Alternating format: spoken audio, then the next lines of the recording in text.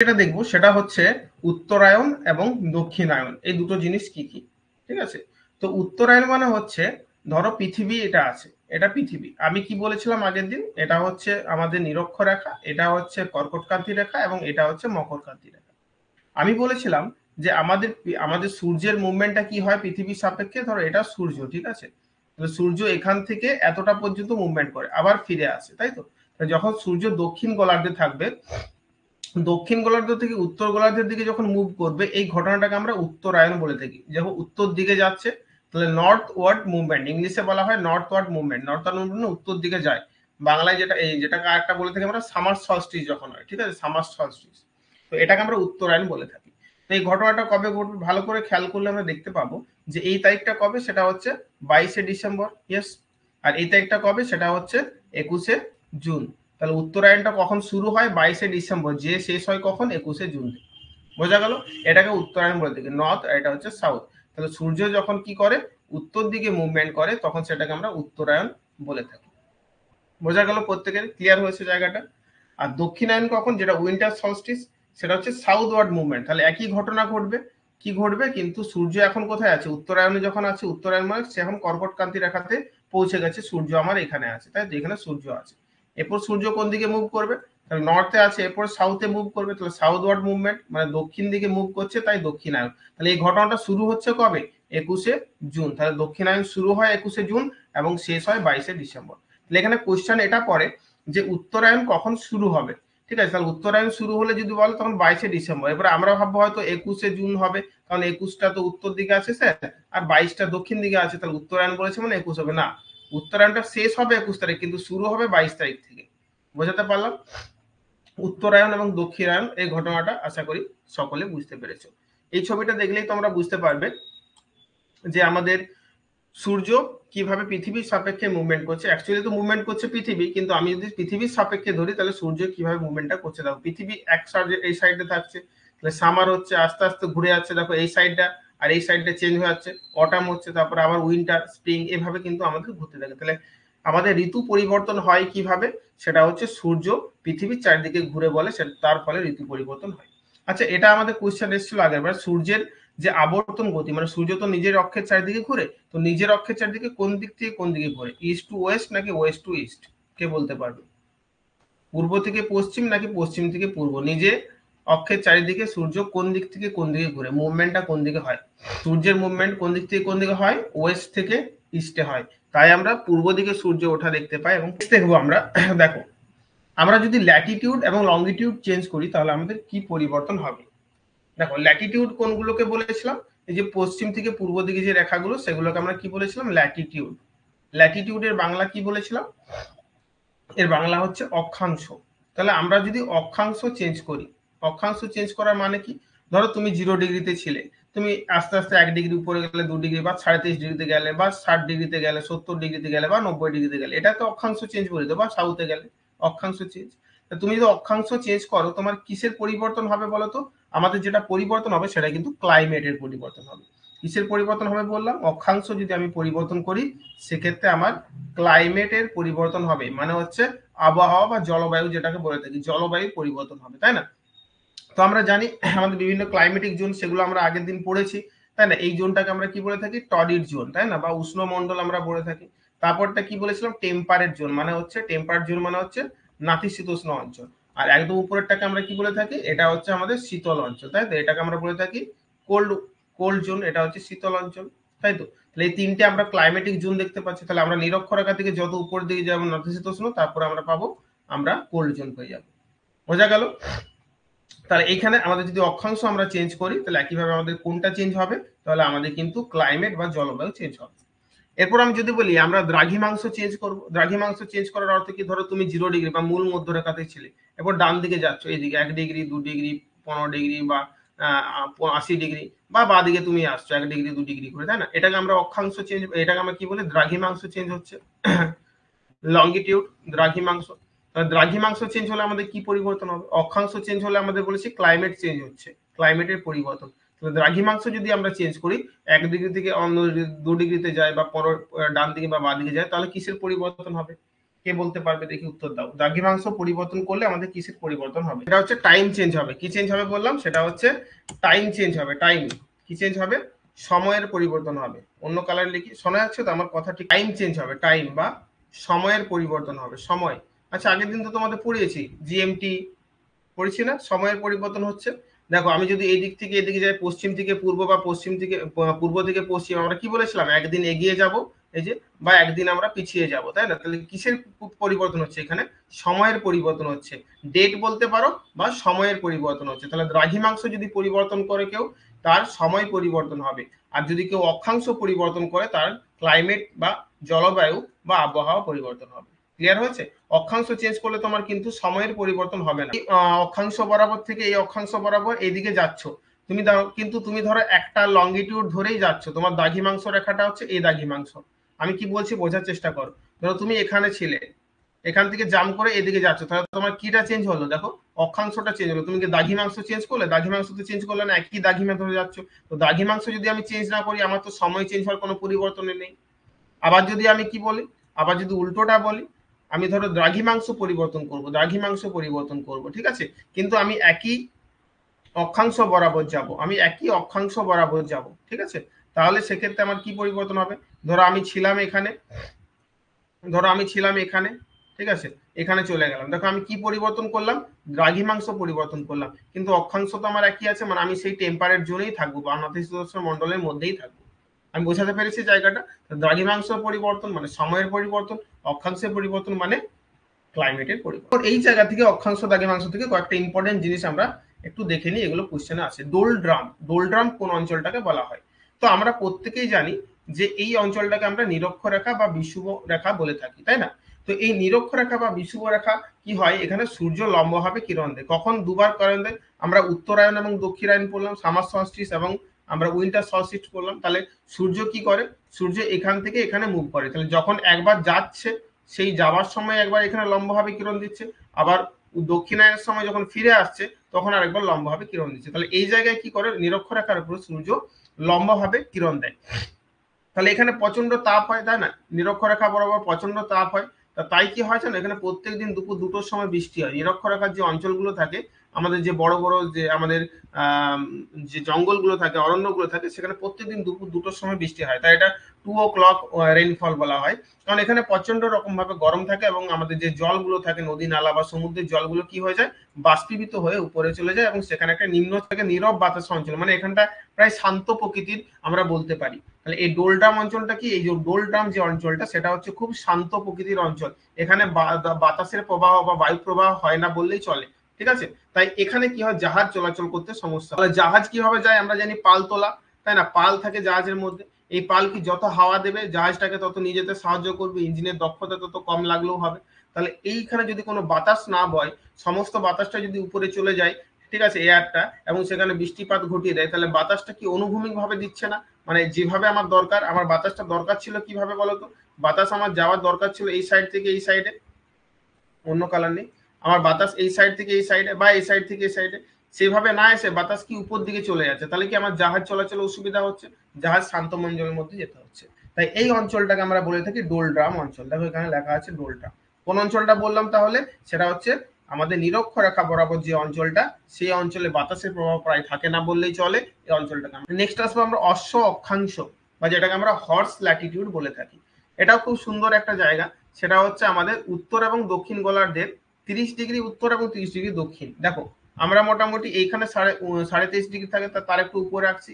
এটা 30 ডিগ্রি হচ্ছে north, 30 degree north এবং 30 ডিগ্রি সাউথ, মানে উত্তর গোলার্ধ এবং দক্ষিণ গোলার্ধের যে 30 ডিগ্রি যে আমাদের অক্ষাংশগুলো আছে, সেখানে কি হয় বলতো? এখানে বৃষ্টিপাতটা খুব একটা বেশি হয় না।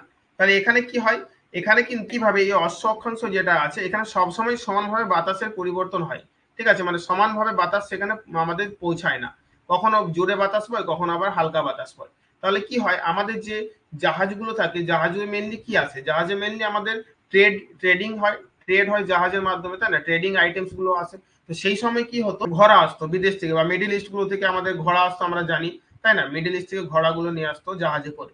তো জাহাজে করে যখন ঘোড়া আসতো আর বাতাসের প্রবাহ যদি কমে যেত, তাহলে কি হতো? ঘোড়াগুলোকে নিয়ে যাওয়া সমস্যা হতো, মানে জাহাজটা চলাচল করতে পারতো না। তাই কি করতো, কয়েকটা ঘোড়াকে সমুদ্রের মধ্যে ফেলে দিত জাহাজটাকে হালকা করার জন্য। কি করতো, কয়েকটা ঘোড়াকে সমুদ্রের মধ্যে ফেলে দিত জাহাজটাকে হালকা করার জন্য, কারণ সেখানে বাতাসের প্রবাহ কমে গেছে, তাহলে মানুষ তো ঝাঁপিয়ে দিতে পারে না, তাই পশুদেরকে ফেলে দিত। ইভেন খাবার, ঘোড়ার যে খাবার মজুদ থাকতো, ধর 1 মাস 2 মাস ধরে জাহাজটা পেরিয়ে আসবে, ধর এতগুলো সমুদ্র পেরিয়ে আসবে, তাহলে এত দিনের খাবার থাকতো, তাহলে কিছু ঘোড়া এবং কিছু খাবারকে কিন্তু সেই সমুদ্রের মধ্যে ফেলে দেওয়া হতো। সেই থেকেই এই অক্ষাংশটার নাম হয়ে গেছে কিন্তু আমাদের হর্স ল্যাটিটিউড বা অশ্ব অক্ষাংশ। তাহলে এটা কোন জায়গাটা, উত্তর এবং দক্ষিণ গোলার্ধে 30 ডিগ্রি যে অঞ্চলটা, সেটাকে আমরা হর্স ল্যাটিটিউড বলে থাকি। তাহলে মরুভূমি অঞ্চল যেমন সাহারা, আরব, কালাহারি, এই অঞ্চলের মধ্যে কিন্তু আমরা হর্স ল্যাটিটিউডটা দেখতে পাই। যে দেখতে পাচ্ছ এগুলো কোনটার মধ্যে দিয়ে গেছে, এখানে আফ্রিকার মধ্য দিয়ে গেছে, দেখো কালাহারির মধ্য দিয়ে গেছে, তাই না।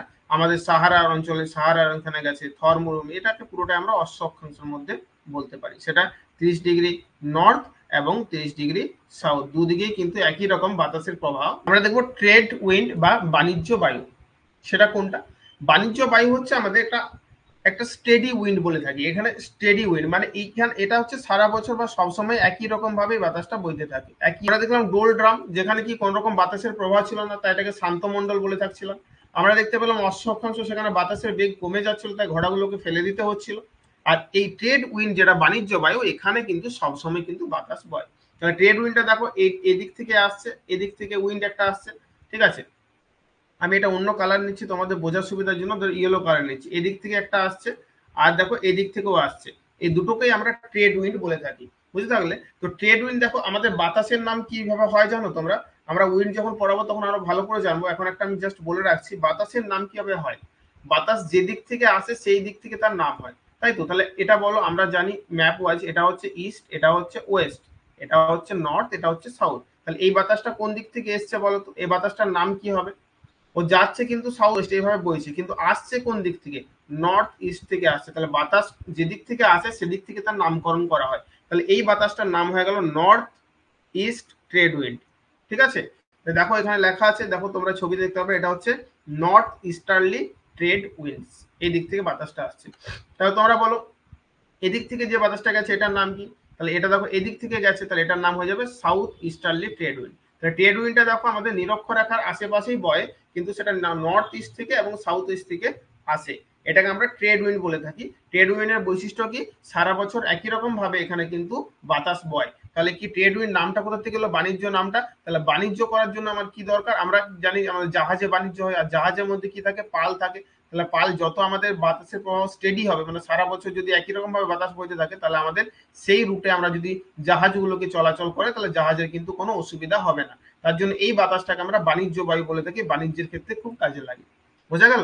এটা তাহলে কোথা থেকে বয়, sub tropical high pressure zone থেকে। তাহলে আমরা জানি এটা হচ্ছে নিরক্ষরেখা বা ইকুয়েটর জোন, আর এটা হচ্ছে ট্রপিক জোন বা সাব ট্রপিক আমরা বলতে পারি। তাহলে এদিক থেকে এই বাতাসটা আসছে তো নাকি, এদিক থেকে আসছে, আবার এখানে ট্রপিক অফ ক্যাপ্রিকন এখানে আছে, তাহলে এদিক থেকে আসছে, তাই এগুলোকে আমরা সাব ট্রপিক্যাল উইন্ড বলে থাকি।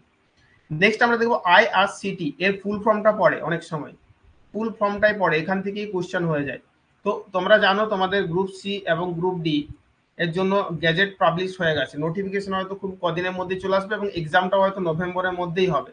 তোমরা পুজোর আগে কিন্তু প্রিপারেশন কমপ্লিট করে রাখবে, নভেম্বরের মধ্যে গ্রুপ সি এবং গ্রুপ ডি এক্সাম হবে, এটা মাথায় রেখে।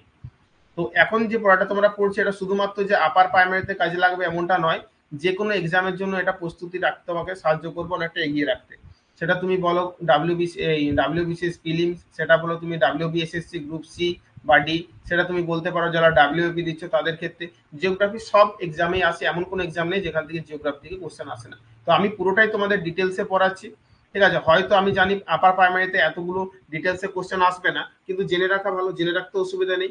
তুমি যদি ডিটেলসটা জেনে রাখো, তোমার ছোট ছোট উত্তরগুলো করতে কোনো অসুবিধা হবে না। যেমন আপার প্রাইমারিতে এলে আইটিসিডি এর ফুল ফর্ম পড়বে, তো ইন্টার ট্রপিক্যাল কনভার্জেন্স জোন, ঠিক আছে। আইটিসিডি ইন্টার ট্রপিক্যাল কনভার্জেন্স জোন। তাহলে এর মানেটা কি, মানেটা আমি বুঝে থাকি। দেখো কনভার্জেন্স মানে কি, মানে কোথাও একটা কনভার্জ হচ্ছে, মানে মিলিত হচ্ছে, তাই তো। তার মানে এখানেও এই যে এই নিরক্ষরেখার অঞ্চলে যে আমাদের ট্রেড উইন্ড গুলো আসছে, তাহলে একে অপরের সাথে মিলিত হচ্ছে, এও আসছে দিক থেকে, এও আসছে, আবার এও আসছে দিক থেকে। এই যে মিলিত হওয়ার যে অঞ্চলটা, সেটা হচ্ছে বিষুবরেখা বা নিরক্ষরেখার আশেপাশে 5 ডিগ্রি, মানে উপর দিকে 5 ডিগ্রি নর্থ বলতে পারি, বা নিচের দিকে 5 ডিগ্রি সাউথ। এই যে অঞ্চলটা, এই অঞ্চলটাতে কি হয়, আমাদের এদিক থেকে কোন উইন্ড আসছে বললাম, নর্থ ইস্ট মানে উত্তর পূর্ব বাণিজ্য বায়ু, আর এদিক থেকে কি আসছে, সাউথ ইস্ট মানে হচ্ছে দক্ষিণ পূর্ব বাণিজ্য বায়ু। এখানে লেখা আছে পরিষ্কার দেখো, উত্তর পূর্ব বাণিজ্য বায়ু এবং দক্ষিণ পূর্ব বাণিজ্য বায়ু এসে একত্রিত হচ্ছে। আমি বোঝাতে পারলাম? ট্রেড উইন্ড গুলো আসছে এবং এখানে মিলিত হচ্ছে, আসছে এবং মিলিত হচ্ছে। কোন অঞ্চলটায় মিলিত হচ্ছে? 5 ডিগ্রি নর্থ এবং 5 ডিগ্রি সাউথ। তাই এই অঞ্চলটাতে কি হচ্ছে, আমাদের ঘন ঘন মেঘ বা বৃষ্টিপাত হয়। তাই এই অঞ্চলটাকে আমরা বলে থাকি ইন্টারট্রপিক্যাল কনভার্জেন্স জোন। তাহলে এই ইন্টারট্রপিক্যাল কনভার্জেন্স জোন, এই অঞ্চলটাতে মৌসুমী বৃষ্টিপাত কিন্তু বা ঘূর্ণিঝড়ের উৎস আমরা বলতে পারি, ঘূর্ণিঝড়গুলো এখানটায় হয়। তো ঋতুভেদে এখানে উত্তর বা দক্ষিণে এই অঞ্চলটা আমাদের আসবে, সেটা হচ্ছে গর্জন 40। এটাকে ইংলিশে বলে থাকি রোডিং 40। তো আস্তে আস্তে আমরা নামছি, দেখো প্রথমে আমরা পেলাম ডোলড্রাম অঞ্চল, তারপরে পেলাম আইআরটিসিজেড, যেখানে আমরা দেখতে পেলাম দুটো আমাদের ট্রেড উইন্ড মিলিত হচ্ছে, একটা হচ্ছে নর্থ ইস্ট ট্রেড উইন্ড বা উত্তর পূর্ব, একটা হচ্ছে সাউথ ইস্ট ট্রেড উইন্ড। এরপরে আমরা আস্তে আস্তে যদি আসি, আমরা 40 ডিগ্রি পাবো এরপরে, তাই তো? এরপরে কত ডিগ্রি পাবো? 40 ডিগ্রি। এটাকে আমরা বলে থাকি রোডিং 40 বা গর্জন 40। কারণ কি, আমরা এটা ভালো করেই জানি, আমরা যদি ওয়ার্ল্ডের ম্যাপ দেখি, পৃথিবীর ম্যাপ, আচ্ছা পৃথিবীর ম্যাপে তোমরা বলো তো, এটা নর্থ হেমিস্ফিয়ার, এটা সাউথ হেমিস্ফিয়ার, উত্তর গোলার্ধ দক্ষিণ গোলার্ধ, কোন হেমিস্ফিয়ারে আমাদের স্থলভাগের পরিমাণ বেশি? স্থলভাগের পরিমাণ বেশি, উত্তর দাও। যদি এনএইচ হয় এনএইচ লেখো, যদি এসএইচ হয় এসএইচ লেখো। কি মনে হয় স্থলভাগ কোন দিকে বেশি আছে? স্থলভাগের পরিমাণ কোন অঞ্চলে বেশি আছে, মানে কোন হেমিস্ফিয়ারে বেশি আছে, পৃথিবীর কোন দিকে স্থলভাগ বেশি আছে, নর্থে নাকি সাউথে? উত্তর গোলার্ধে কিন্তু স্থলভাগ গুলো বেশি আছে। কি বললাম? পৃথিবীর উত্তর গোলার্ধে আমাদের স্থলভাগ বেশি আছে, কারণ কন্টিনেন্ট গুলো এদিকেই বেশি আছে আর এদিকে জলের পরিমাণ বেশি আছে। তাহলে দেখো, যখন এদিক থেকে বাতাসগুলো বইছে, এখানে স্থলভাগে বাতাসগুলো বাধাপ্রাপ্ত হচ্ছে, তাই বাতাসের স্পিডটা কমে যায়। কিন্তু এদিকে যেহেতু জলের পরিমাণ বেশি, এখানে বাধা দেওয়ার কেউ নেই, তাই তো? তাহলে এদিকে যখন বাতাস বয়, তাহলে এদিকে কিন্তু বাতাসগুলো প্রচন্ড স্পিডে আওয়াজ করতে করতে আসে, তাই না? কারণ এখানে বাধা দেওয়ার কেউ নেই, এখানে স্থলভাগের পরিমাণ কম। তাই এই অঞ্চলগুলোকে আমরা বলে থাকি গর্জন 40। তাই এই অঞ্চলটা বলছে খুব বিপজ্জনক হয়, প্রচন্ড বাতাস এবং উত্তাল তরঙ্গ আমরা দেখতে পাই, মানে ঢেউ দেখতে পাই, তাই তো? তো এরপরে আস্তে আস্তে আমরা দেখতে পাবো গর্জন 40, তারপরে এটা যদি 40 হয়, তারপরে কি আছে 60, মানে স্ক্রিমিং 60, তার আগে আছে ফিউরিয়াস 50, এগুলো নাম দেওয়া আছে, মানে ভয়ঙ্কর 50, স্ক্রিমিং 60 মানে গর্জন করে 60। তো এগুলো অতটা ইম্পর্টেন্ট নয়। গর্জন 40 মনে রাখবে, 40 থেকে 50 ডিগ্রি যে অক্ষাংশ দক্ষিণ দিকে, সেখানে দেখতে পাই। এটা কিন্তু উত্তরে নয়, ভালো করে মনে রাখবে, দক্ষিণ অক্ষাংশে। কারণ উত্তর দিকে তো আমাদের স্থলভাগের পরিমাণ বেশি, তাহলে এদিকে অতটা বায়ু প্রবাহ হয় না, স্থল আটকে দেয়। তাহলে দক্ষিণ দিকে 40 ডিগ্রি থেকে 50 ডিগ্রি, 40 ডিগ্রি থেকে 50 ডিগ্রি যে দক্ষিণ অক্ষাংশ, সাউথ হেমিস্ফিয়ার, সেখানে আমরা দেখতে পাবো গর্জন 40। এবং সেখানে আমরা দেখতে পাবো কি, কেন গর্জন 40 নামটা হচ্ছে, এখানে কিন্তু এর গর্জন অনেকটা বেশি আমরা শুনতে পাই। ওকে, চলো তাহলে বলো ফার্স্ট কোশ্চেনের উত্তর বলে। আগের দিন পড়ানো হয়েছে, ফার্স্ট কোশ্চেনের উত্তর বলে। আগের দিনের পড়ানো থেকে আমার এটুকু বাকি ছিল, সেটা আমি প্রথম কোশ্চেনের উত্তর আমাকে বলো কি হবে, মোট অক্ষাংশের সংখ্যা কত অ্যাজ পার ইউর? অক্ষাংশের সংখ্যা কত? অক্ষাংশ মানে সেটা হচ্ছে লংগিটিউড নয়, ল্যাটিটিউড। ল্যাটিটিউডকে আমরা অক্ষাংশ বলে থাকি, তাই তো? মোট অক্ষাংশের সংখ্যা কত বলো কি হবে? এটা উত্তর হয়ে যাবে 181, তাই না? আমি বলেছিলাম কি, আমি কি বলেছিলাম মনে পড়ছে আশা করি তোমাদের, যে এদিকে হচ্ছে 90টা, এদিকে হচ্ছে 90টা, তা 90 90 180, আর মাঝে নিরক্ষর রেখা আছে +1, তাই তো? তাহলে কতগুলো হলো? 181। যেহেতু 181 উত্তরে আছে, 181 হবে। Next question number, very good. সব থেকে আমরা বলেছিলাম মাধ্যাকর্ষণ শক্তি অনুভূত হয়, সেটা হচ্ছে দুই পোলে। এটাও আমি আগের দিন আলোচনা করেছিলাম, যে এখানে আমাদের মাধ্যাকর্ষণ শক্তি বা জি এর মানটা বেশি, এবং আমাদের নিরক্ষরেখা বা 0 ডিগ্রি, সেখানে জি এর মানটা সর্বনিম্ন হয়। Next question number 6, Satish Dhawan space centre কোথায় অবস্থিত?